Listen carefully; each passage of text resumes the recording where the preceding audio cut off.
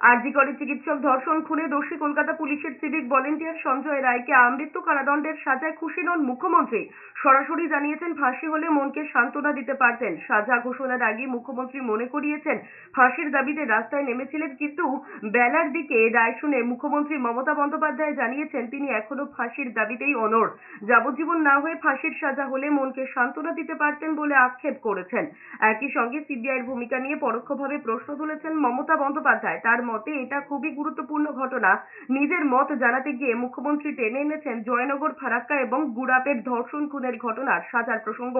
তিনটি ক্ষেত্রেই পুলিশের চার্জশিটের ভিত্তিতে আদালত ফাঁসির সাজা দিয়েছে।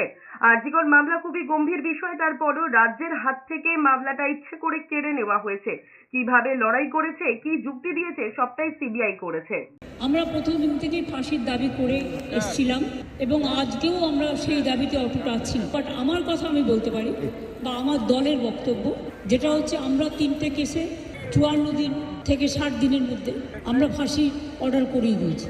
কিন্তু আমি জানি না এটা একটা সিরিয়াস কেস এবং এটা নিয়ে ফাঁসির দাবি আমাদের সবার ছিল।